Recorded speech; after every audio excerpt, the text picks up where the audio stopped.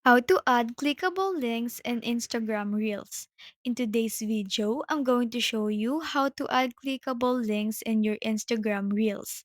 So first, open Instagram and tap on the add icon at the top of your screen to create a new post. Select Reel and upload the video that you want to share. Once your video is uploaded, you can start editing it. Now, if you're trying to add a link in the text box, like www.youtube.com, it won't be clickable. Viewers will have to type it manually.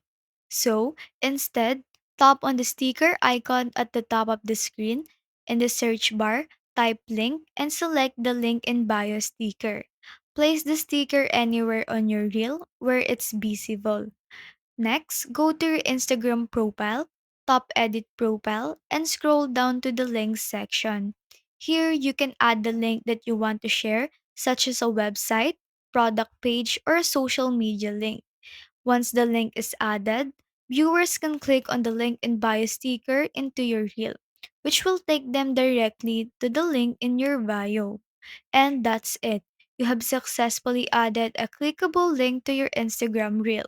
If you found this video helpful, don't forget to like and subscribe for more quick tutorials. Thanks for watching, and I'll see you in the next one.